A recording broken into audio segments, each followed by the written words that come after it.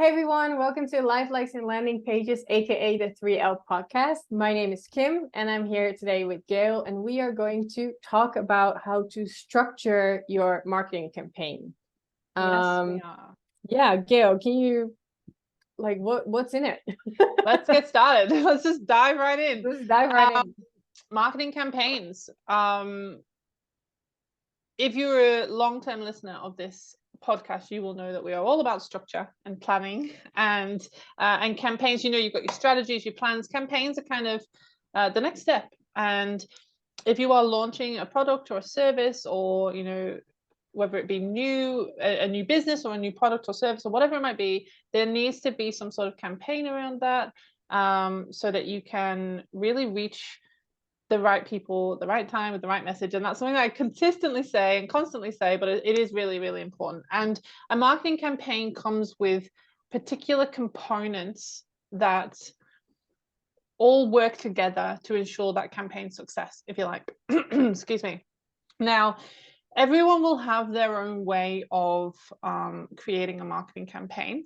For me personally, and Kim and I were just talking about this offline, and I think we're quite aligned with this, I like to start at the end and reverse engineer what I'm going to need in this campaign or as part of this campaign, rather than start at the beginning. Because I think if you start at the beginning, just from my experience, you could get halfway through and realize, oh, but shit, we didn't think about this and we didn't think about that, and then you got to go back and you got to change this and you got to change that, and that needs amending.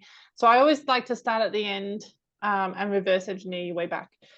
And that means it's good to know, to interject, to say that what the end is. Yeah. The end is your results. That could be, if it's a sales campaign, it could be like sales. It could be if you want to create a bigger audience, have email subscriptions or subscribers, things like that. So that is the end of what Gayle's talking about, is the end of the campaign. So what are the results that you want? Also known as the goals. Ding, ding, ding, ding. So I would always start with the goal of the campaign. And as Kim just said, it's what you're trying to achieve. What is the objective? What do you want the outcome to be? So like Kim just said, are you looking for to increase your audience? Are you looking to is it a sales campaign? Is it a campaign to increase your email list or grow your subscribers? So figure out what your goal is, because that's going to determine what assets you need and what approach you take with your messaging, and also the length of the campaign as well, like how long the campaign needs to be. So always start with your goals and then reverse engineer that back and kind of go, okay, well, we've got the goals. So what are the I like to start with like a big overarching goal and then break that down into smaller goals and figure out what the action points of those goals are, those smaller goals, to get me to my bigger goal. So you're going to need to have complete clarity on what those goals are.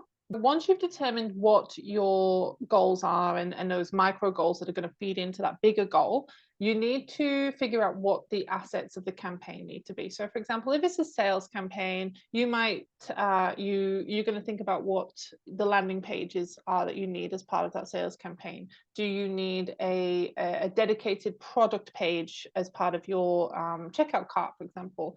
What emails are you going to need as part of this campaign? What social posts are you going to need? And that it's not necessarily breaking it down into like, we need this specific post on this day and this specific post on that day, but you need to have an understanding of what the process is that you're going to take your audience through, and what channel is going to play what role in that process. So and how do you determine that? Because you have so many different, obviously you have so many different channels. Like, how do you determine what's... I think having a really sound understanding of your customer journey. So having a really sound understanding of your customer journey, which you will have detailed in your marketing strategy. Yeah. Won't you, audience? You will have. So yeah, having a really sound... For the people who haven't, I'll link a link to one of the previous episodes where we talk about marketing plan. Oh, this is why Kim is in marketing. Yeah, so have a really sound understanding of your marketing strategy, and understand what role each channel plays. So you might know that social media is where you bring your audience in, and then you take them from social media to your email, and that's where you do your nurturing. You might know that social media does it all, but there's particular channels in social media that might play different parts. So you might know that TikTok is top of funnel. You bring them from TikTok to Instagram, and Instagram is where you take it to the DMs, and that's where you do your selling, or whatever it might be. So just really understanding the customer journey, and even if you have mapped that out in your strategy before, there's no harm in mapping it out again and just revisiting it and making sure that it's relevant and still applicable for this particular campaign, because you don't know if something might change. Especially if you're trying something new, there's no harm in just revisiting some of those details again. So once you've figured out what your assets are going to be, you need to I guess visit your audience. And as I say, there's many different ways you can construct this campaign, right? Some might argue that the audience comes before the assets. I think personally, if you know what assets you're planning on having, you can then tailor your audience to your assets. Some people might want to tailor their assets to their audience. I was going to say there's no right or wrong way of doing this. There is, because one way will get you a result, one way might not, but there's no hard and fast way to say that one is better than the other. It's all about testing and optimizing and figuring out what works for you and your audience best.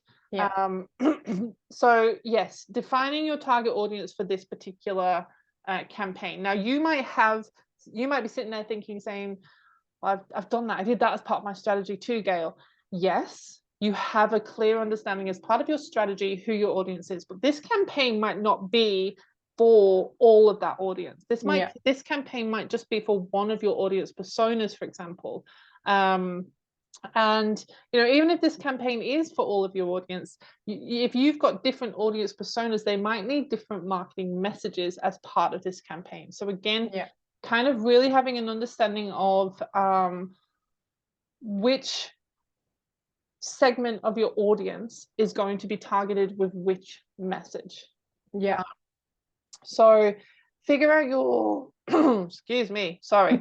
Figure out your target audience, and then have a plan, if you like. I like to use, I can't remember the name off the top of my head right now. Oh, they're a Gantt chart.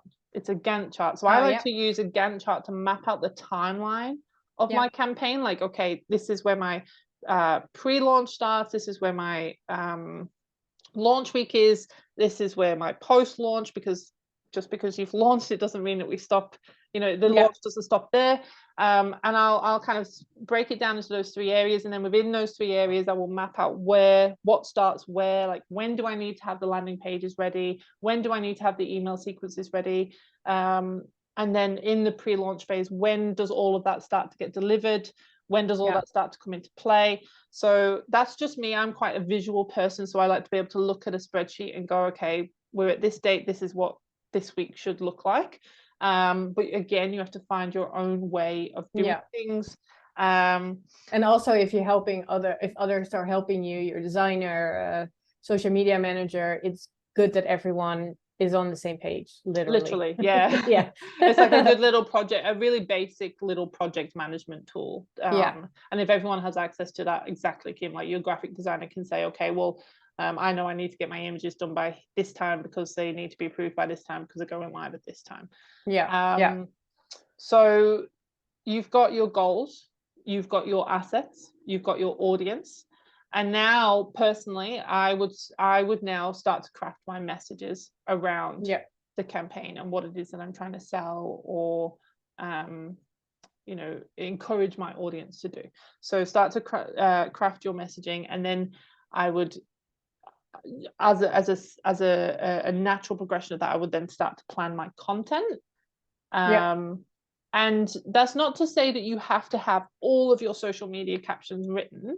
I think you just need to have clarity and understanding of where, again, it's that journey. It's where your social media captions are going to take them. So if you're starting with this you know, this awareness, you wouldn't start with sales, for example. You need to build that momentum up for your audience. So have an understanding of what, again, that journey looks like. Same with your emails. How are you going to structure the nurture campaign for this? At what point does the sales messaging come into that? You know, is it 2 nurture emails, or does if you're high ticket, you might need a longer nurture process. So really just kind of understanding what the content flow looks like. And again, it's very subjective. Kim and I had a conversation about this offline before, like, where do you put the budget? Because it is, and then Kim said, like, it's a chicken and egg situation. I would personally, once I know what I'm expecting from this campaign, and I know exactly what my assets look like and what kind of creative I'm going to need and what the tools are that I'm using and who I'm targeting as well. And I say that because there will be segments of your audience that are more profitable or require like a higher cost per click, for example. They're a little bit harder to get through the door. So once you've got all of that information, personally, that's when I would go, okay, this is what my budget looks like. This is the budget that I'm going to need if I want to achieve this goal. And if the two don't align, then you either need to change the budget or you need to change your goal. But I do think, sorry, Kim, I do think that once you've got your goal and you're doing that kind of fine balance between the budget and the goal, the middle part can pretty much stay consistent. It's just finding that balance then between the goal and the budget. So and I think that's why it's good to start with those like overarching goals, like you said, because then the budget makes sense. So if the budget then turns out to be more than you maybe thought, if everything else supports those goals that you had in mind, then maybe the extra investment is worth it.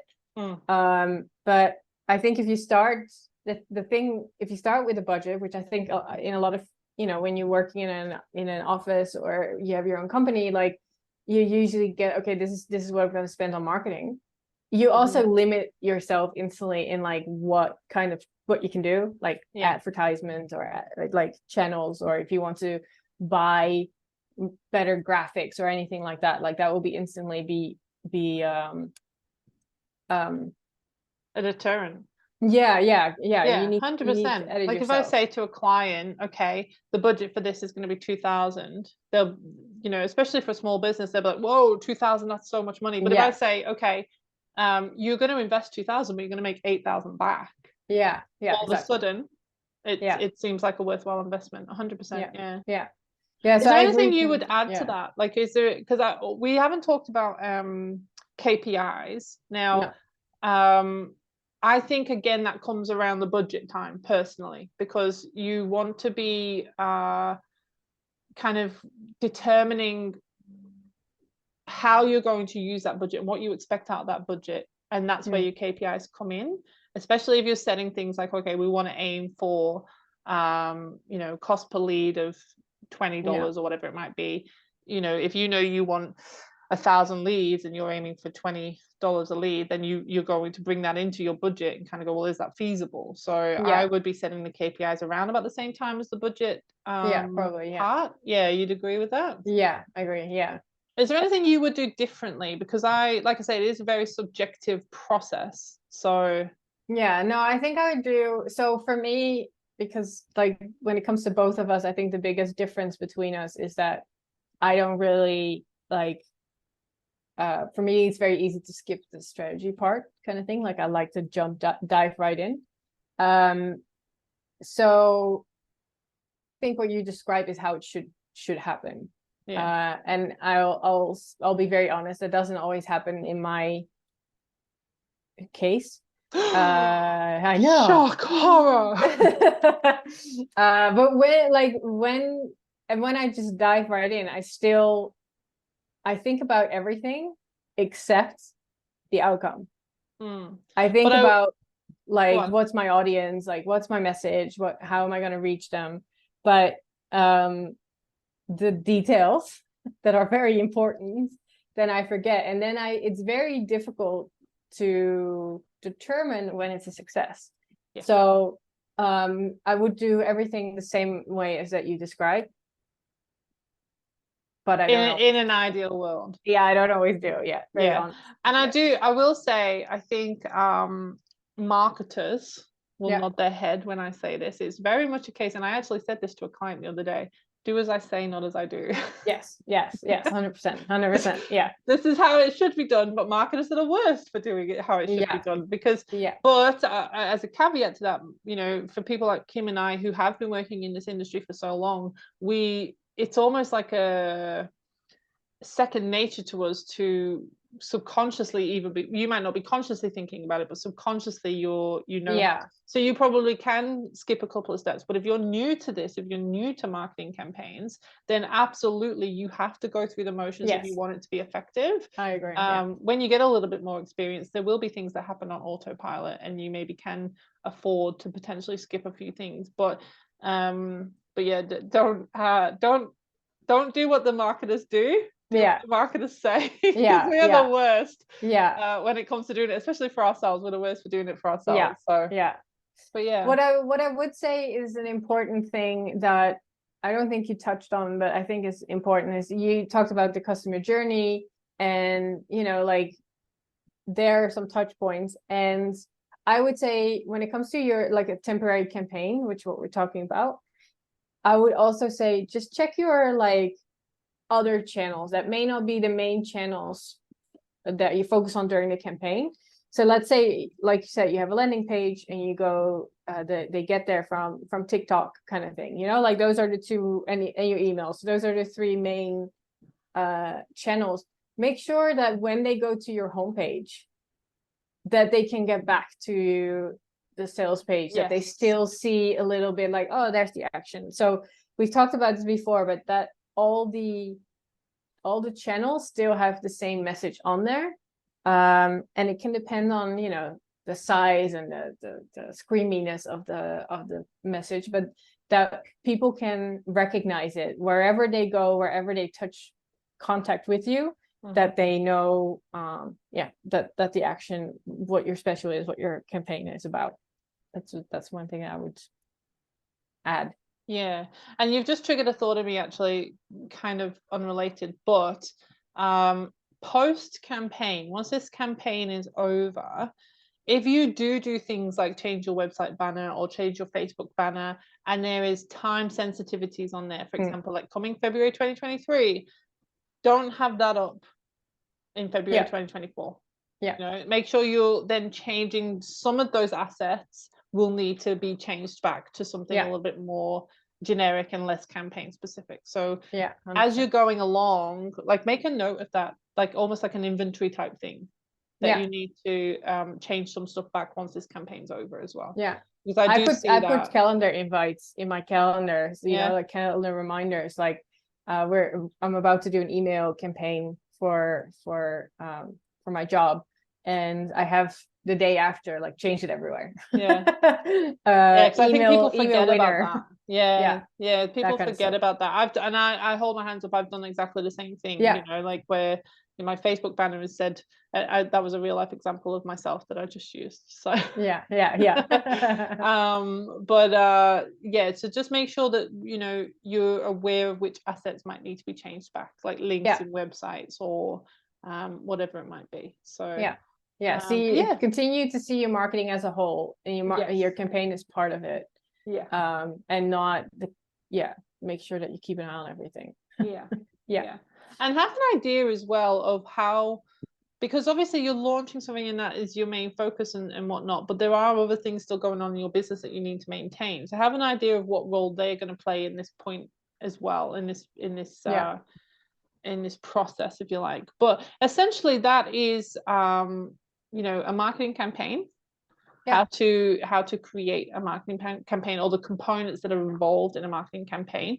Very important to have that kind of mapped out for yourself, and as Kim identified, you know, anyone else that might be included in that process as well. And good luck with your campaigns. Yes. Have fun with it as well. Like, campaigns can be fun. They can be draining, but they can be fun. It gives you a chance to, you know, get creative and perhaps step out of the business norm for yourself and add a little bit of energy to things that you're doing, and Yeah. or a little bit of a different energy. So they're a lot of hard work sometimes, and they can be quite grueling and exhausting, but they're so much fun at the same time. So have fun with them. Yes. Yeah, I love a good campaign. Yeah. And I think Absolutely. that is pretty much that in a nutshell. Yeah. If you've got any questions, if you want us to look over your campaigns, if you want us to consult on any campaigns, then you know where we are.